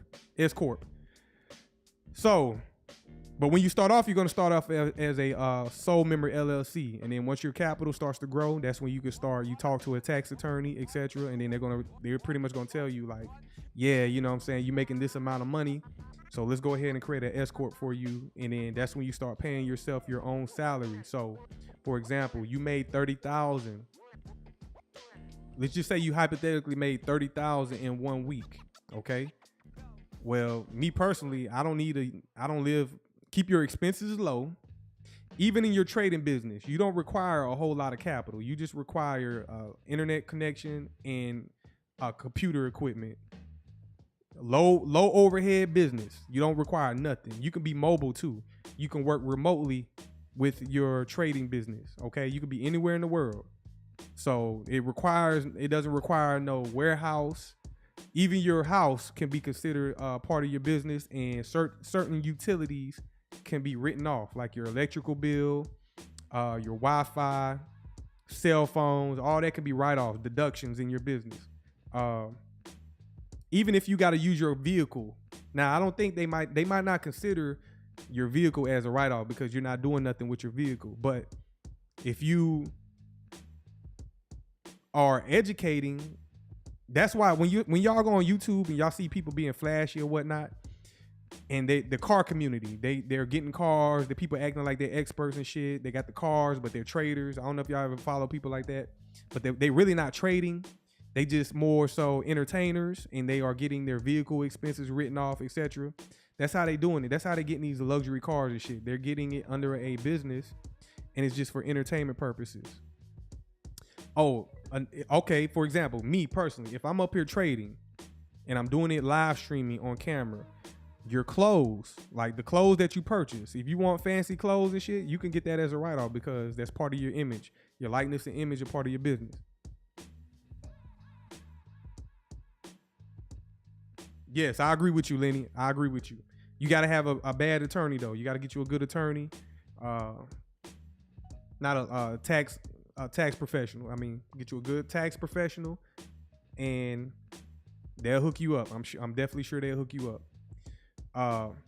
But think about that. Put that on your mind. Doing this as a business. Doing this as a business. Okay. Doing this as a business. First, once you obtain the skill set first. Practice. It's going to take y'all several years, okay? This is not going to be overnight because you got to understand. This is just the basics foundation that I'm showing y'all right here, how to analyze and view price. Use these concepts to look back in the forecast and the weekly dividers. Now, I go deeper, but y'all got to sign up for the Patreon. Sign up for the Patreon to get more access. The link is in the description if you're in the below. If you're brand new, shout out to you. Subscribe to the channel. I appreciate my new subscribers, but this recurs every week, okay? Recurs every week. And then last week, well, the week that just ended, in between these two vertical trend lines, we opened up. We created a gap in price. So let me introduce this to y'all as well. This, I don't talk about this often, but I'm going to show y'all what this is. Let me clean some of this up. 1 second. If y'all got any questions, y'all let me know in the chat. You know what I'm saying? Don't be afraid to engage. Y'all pop out. Let me know if y'all got any questions with this analysis that I can answer. But okay, for the week that just passed, we got the vertical trend line right here that started the week Sunday. I'm gonna show y'all something called the new week opening gap. This recurs in all futures market. This happens every week in the futures market. Okay, the market's gap open every week. So what you're gonna do is you're gonna take a trend line. You're gonna go to Friday's closing price, the last hour on Friday, which is 4:00 p.m. You're gonna go to the closing price. Whatever the closing price is, you're gonna highlight it. So right here, Friday, 4:00 p.m. I'm gonna drag that out to the right. Okay. I like to give it a color like a green color. You can, again, personalize this, whatever y'all want, however you want to do it. I'm going to give that a green color. That's the Friday's close. And then you want to look at the Sunday's open. Down here. Friday's close, Sunday's open. Friday's close, Sunday's open. Drill that in your head. Drill that in your subconscious if you're going to be trading futures. Next, you want to find the midway point. So we're going to take a Fibonacci from Friday's close, and we're going to drag it down to Sunday's open. And what you're doing is you're getting the closing price from Friday, the opening price on Sunday. Next thing I'm going to do is I'm going to clone that, and I'm going to put that at the midway point of the Fibonacci. We all know that's a key level, the midway point. So then I'm going to remove that. So boom, essentially what we just did was created another gap that most retail are not aware about. This is more advanced concepts. I don't even talk about this. I have all kind of tool sets. Get me. Y'all just have no idea. This is just like beginner scratching the surface of all this. So we open up on Sunday. We don't trade on Sundays neither. So get that in your mind. When the market opens on Sunday, I don't trade on Sundays. Sunday is not a trading day. You can trade on Sunday, but it's not enough volume in the market. The volume doesn't come in until Monday, 9:30 a.m. Monday, 9:30 a.m. So let me do this right quick. What I'm doing is I'm referring to, let's see, let me give it another color. Give it a white color. So 12 o'clock midnight starts Monday's trading. And this was the last week that just passed. 12 o'clock midnight started Monday trading, and you're going to drag that out to Tuesday, 12 o'clock midnight. Okay? And these are the daily dividers. If you don't know, these are the daily dividers. I showed y'all the weekly dividers. Yes, there's daily dividers as well. So if y'all want to get that, sign up to the Patreon. But here I am giving it to y'all. It's up to you if you're going to retain it and take it in, okay? So let's look at the economic calendar for the week that just passed. Let's look at the economic calendar. Okay? Let's go back to Monday. So what kind of news happened on Monday? June the 23rd, Monday, at 8:45 a.m. and 9 a.m., we had high impact news. I forgot to tell y'all, this is forexfactory.com, okay? Forexfactory.com. This is where I go to refer to the economic calendar. The economic calendar is a roadmap, okay? It is a roadmap for us to use. It's a guide. It's a what do I want to say? It's in plain sight. They give it to us for us to use in plain sight, and most people don't know what to do with this information. So whenever you see red folders or orange folders, the red folders are high impact news drivers, okay? That's high impact news. The orange folders are medium impact news. I mainly am concerned about the high impact news, but sometimes the medium impact can get real choppy. So during these news events, the market makers manipulate the markets. So what do we do during this time period? We avoid the news, the high impact news. So whenever we see new high impact news, we don't go in there. This is the time not to be in there trading. We let it pass. And then usually after, is either before or after the news hits is when the true move happens, okay? But normally after the news passes, 8:45, 9 a.m., after that passes, the 9:30 a.m. the market opens. 9:30 a.m. Eastern Standard Time. The ring the bell. If y'all watch the New York Stock Exchange at 9:30 a.m., they ring the bell. That's when the market opens. It officially opens at 9:30 a.m. Right before 9:30 a.m., we have 8:45 news, 9 o'clock news. Okay, high impact news. So let's go look at 8:45 to 9 a.m. Let's go back to the charts. Let's go down to a 5-minute time frame, and we're looking at Monday's price action. 5-minute time frame. Okay, right here. Let me remove that.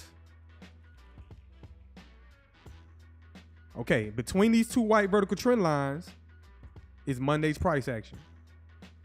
We're going to look at 8:45 a.m. and we're going to look at,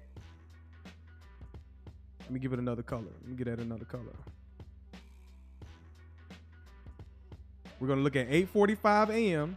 and we're going to look at 9 o'clock a.m. So from 8:45 to 9 a.m. That's when the economic news hits on Monday. And then at 9:30 a.m.,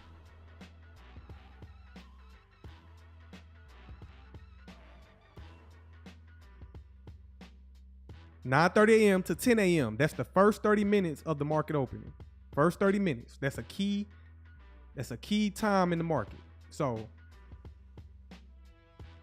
let me I don't like these colors. Let me see right quick. Just highlight it white right quick.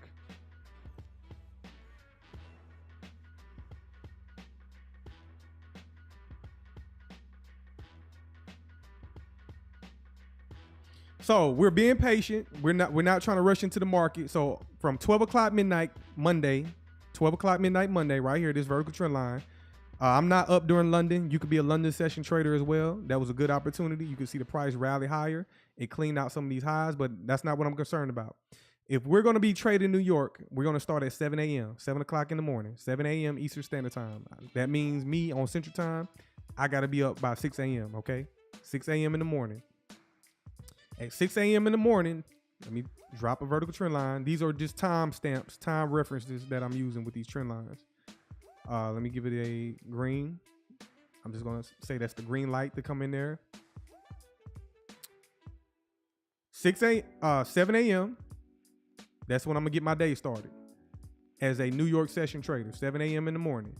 What I'm doing is I'm looking back at price. I'm looking to see, okay, because we can't be up 24 hours a day. I don't care who you is. I done tried it. You're gonna get burnt out.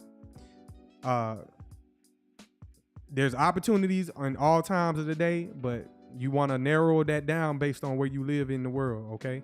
So at 7 a.m., we're getting our day started. I'm looking back to see what happened. So we're trading. I'm not rushing to the market. Why am I not just jumping in the market? And when you start trading, you're going to be feeling real impulsive. You're going to feel the need like, man, I need to do something. No, you got to overcome that. That's psychology, okay? That's psychology. Don't feel the need to do shit, okay? You want to come over to the economic calendar because it's a roadmap. So I'm up at 7 a.m. I'm at my trading desk. I'm looking at, okay, the economic calendar. We had news at 2 a.m. that morning, 8:45 upcoming, 9 a.m. Okay, we got some high impact news. And then there's the 9:30 opening. So I'm waiting for all that to pass. So here we are. Let's go down to a 1 minute.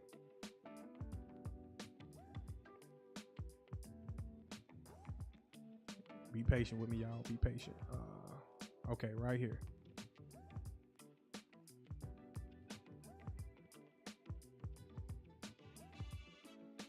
So, okay, this vertical trend line right here, 8:45. You can see as 8:45 hits, the market isn't really volatile. It's just chopping around. And then we cross over to 9 o'clock a.m.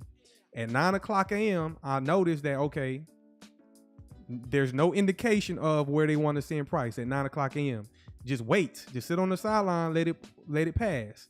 At the 9 a.m. passes, shortly after at 9:30 a.m., that's when the market opens. So this candle, this vertical trend line right here, let me hide that right quick. Yeah, 1 second. So if you look at the bottom of my chart, I got the timestamps at 9:30 a.m. Do you think it's random? Remember I told you at 9:30 a.m., the market opens. As soon as the market opens, the market just tanks and drops, sells off. You see that? Where does it go? Where does it go? Y'all in the chat that been paying attention, what's the midway point? What's this trend line right here that's dashed? What is that right here that I highlighted? What is that? And excuse me. At 9:30 a.m., the market just sells off and it attacks this trend line right here. Y'all tell me in the chat, what is that right there? What is that? Do y'all remember? Do y'all remember what that is? If you don't remember, let me go out to the hourly time frame. On the hourly time frame, remember I just showed y'all a minute ago how to identify the new week opening gap, where I took Friday's close right there. I took Friday's close and then I took Sunday's open, and then I found the midway point between Friday's close and Sunday's open, and I found the midway point, okay? So at that time period, at 9:30 a.m. when the market opens, you see the sell-off. This candle right here, it sells off and it goes directly down to the midway point of that right there. Not only did it go down to that midway point, it took out the London session lows, okay? It took out the lows from London. There you go, Ed. Shout out to you. Now, do you think it's random? Okay, at 9:30, remember I told you, split timing. Remember I said the market is timed? At 9:30 in the morning, price drops directly down to the midway point. That's not random. I'm sitting here trying to tell y'all that's not random. Let's go back to the 1 minute. Not random at all. Not random at all. So let's zoom back in, 9:30 a.m. You can see the sell-off. You can see the sell-off right there. First of all, I didn't talk about the higher time frame bias. You want to understand on the weekly range expansion, what side of the market do you see that weekly candle reaching for? You want to stick to that narrative. So if I'm bullish on the week, I'm going to stick to a bullish narrative. So this sell-off right here, I'm not concerned about that, okay? I'm not concerned about that sell-off in the first 30 minutes of the market open. So I'm going to remove these right here. I'm no longer concerned. After the news passes, I don't care about the news. Now that's past us. Now I'm worried about the market open at 9:30. As soon as the market opens at 9:30, you have retail flooding into the market trying to bet on what side of the market is going on. So retail traders, retail investors, they are flooding into the market, okay? They are flooding into the market. And that's what, and the market makers, the retail is not pushing this. It's just pure manipulation, because at the market opening, how many people had limit orders to go long at the market open at 9:30? Well, guess what? They got their face ripped off because at 9:30, the market sold off, okay? That's the manipulation. And when it sold off, it took out sell side liquidity. It took out sell side liquidity. You don't want to just jump in the market at 9:30. That's experience. I'm telling y'all from experience, don't just jump out into the market at 9:30 a.m. You want to wait. So sell side liquidity, and then these lows over here. You see these lows? These are the lows from London. Those are the lows from London. It also went down to those lows and took out those lows. I'm not going to highlight that, but just know it dropped down, took out sell side liquidity. Next thing you want to do is you want to find the first fair value gap.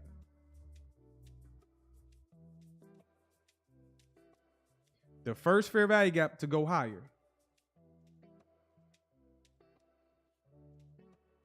One second. Let's go down to a 15-second time frame. 15-second. Now this is more advanced. I don't advise nobody dropping down to a 15-second time frame. Do not do that. You need experience. But what I'm looking for is the first fair value gap.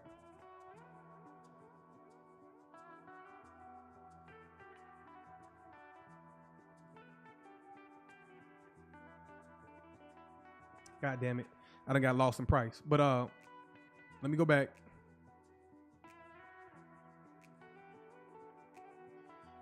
All right. So normally you want to find the first fair value gap. I'm sure on lower time frames I could have found that, but I'm not going to do that right now. But you want to find the first fair value gap that forms right here. This is the first fair value gap that forms within the first 30 minutes of price action.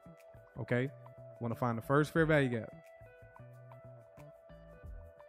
I'm going to highlight it right there. It's an inversion gap. Okay. So I'm going to drag that all the way out to the right. So you got to deal with the manipulation at the beginning of the session.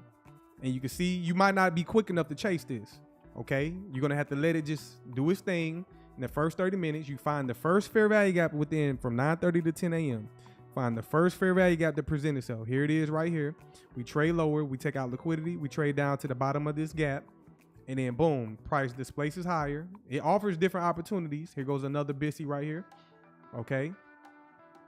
Buy side imbalance, sell side inefficiency right there. You could be entering on that to get long. Okay. There goes the opportunity. Hopefully y'all paying attention. Within the first 30 minutes of price of the market opening, you got to deal with the volatility, the manipulation, and then eventually the real move passes. So, and also we just came off the news, the high impact news. So market goes higher. Where does it go to? Let's go out to the hourly.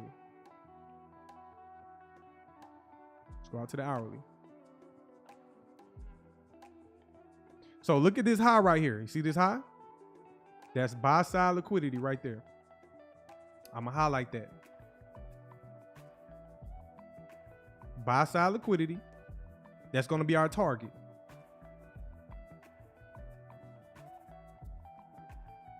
Go back down to the 1 minute.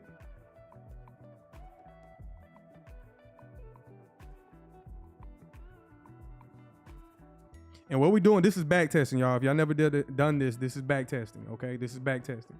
So you see we wait. I'm just showing you multiple times you can enter, but eventually the market, because it's manipulated during these the first session, it drops back down. It just sells off because we hit a higher time frame PD array, and then it sold off back down to the inside of the new week opening gap, okay? But remember, do you remember the first fair value gap I told y'all to highlight in the first 30 minutes? Here it is right here. We drug that all the way out to the right. You can see price trade back down through it, goes back down to the midway point of the new week opening gap, and then it displaces higher. And then look how price trades back down to the first presented fair value gap right there. You see that? It trades down there to multiple times. And the last time it traded down to it and left it, this candle right here, it opened, it traded down to it, and then it left it and moved away. And then the real move happened after the manipulation. And then boom, it eventually goes up to our target right there. Boom, just like that. Okay? These things repeat every day. These things repeat every day. You repeat these same functions every day, Monday through Friday, Monday through Friday. You want to get to 9:30. You want to look at the economic calendar. Okay? What do we have ahead? Then the next day, 8:59, 9 a.m., economic news, Jerome Powell. Let me give y'all a hint. Anytime Jerome Powell speaks, stay out the way. Jerome Powell is like Agent Smith in the Matrix. Whenever he gets on the podium and whenever he comes up and he has to give his economic statements, the markets become 100% distorted and the markets become untradeable whenever Powell gets up there and speaks. So let's look at Tuesday. And let me show you an example of when Powell speaks. He spoke at 9 o'clock a.m.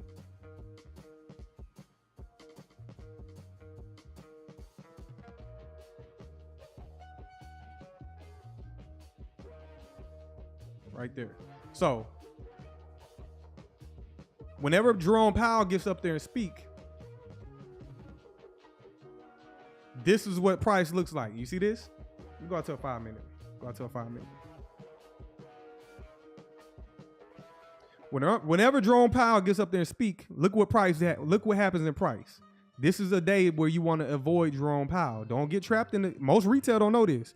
Okay. At 9 o'clock a.m., right here, that vertical trend line right there, until let's say about 10 a.m. Really the entire freaking day.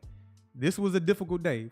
Let's go from 8:30 a.m., which is the AM session, to 11 a.m. Okay, that's that New York AM session. Within that time period, the market became distorted. You see that? Do you see the choppiness? That's the Jerome Powell effect. Okay, that's why you avoid certain economic news. Avoid it. I'm telling you, I'm lending my experience to y'all. Avoid when you see this shit right here, Jerome Powell speaking, high impact news, especially Jerome Powell, FOMC, and non-farm payroll. Avoid those days, okay? Everything else you just let pass, like for example, PMI, unemployment claims, you avoid it, and then shortly after the real move takes place and the markets become tradable, okay? But certain things you want to avoid. Jerome Powell, avoid them. FOMC, avoid it. Non-farm payroll, avoid it, okay? Avoid all that shit. Because, example, you can see the price becomes very distorted, very choppy during this time of the day. And a lot of people get frustrated, and you can blow your account if you don't know what you're doing. Because you're in here trying to fight price. You cannot fight price when it's choppy like this. It's high resistance. It's wicking back and forth. You cannot fight it. What they're doing is they're cleaning out buyers and sellers. That Jerome Powell effect, they're cleaning out buyers and sellers in the market, just wiping them out. Nobody can trade during this, okay? Nobody can trade. And then eventually, after he gets done doing what he does, the rest of the day was pretty much choppy. And then the next day, I believe he spoke the next day. On that Wednesday, yes, the next day he spoke again. And guess what? The markets did the same exact effect the following day. Choppy. And then that's the Jerome Powell effect, okay? Now, you can trade in those conditions, but it takes a lot of experience, okay? It takes a lot of experience to trade that. Just letting y'all know. But, man, hopefully this was insightful, man. I ain't going to keep y'all too much longer. I'm going to do more of these. Y'all let me know if y'all like these type of content when it just more educational. I'm gonna get back to just education stuff. You know, a lot of times when I go live, I do with the crypto and the headlines, etc. I'm just gonna mix it up a little bit, like do more free educational stuff. But if y'all want to sign up to the Patreon, the link is in the description below. My signal service is live, so if y'all want to get signals provided, it is live. It's gonna be interactive. I think it's gonna be fun. And it gives you an opportunity to pretty much learn how to trade, okay? You're going to get to learn how to trade. Also, I got beginner lessons as well. So if you want those beginner lessons, which is the foundation and the fundamentals to what I'm outlining, y'all could come sign up to that. And if you want to be a part of the community. So y'all go ahead and click the link in the description for that. And that's going to be it. I might go live later. I might come back and talk about crypto or whatnot. We'll see. If we got anything exciting going on, we shall see. But if you're somebody who brand new and want to learn how to trade, y'all sign up for the Patreon. This is also a live stream y'all gonna want to refer back to as well. Refer back to this live stream to understand the basic concepts. And if you get the little basic concepts, go ahead and click the link in the description for the Patreon. So I definitely appreciate y'all joining, man. I look forward to seeing y'all on the next one. Y'all enjoy the rest of y'all Saturday. I'll get back with y'all on the next one. For y'all in the Patreon, I'll link up with me. We're gonna get y'all started with the signal service as well. So I appreciate y'all. Peace out.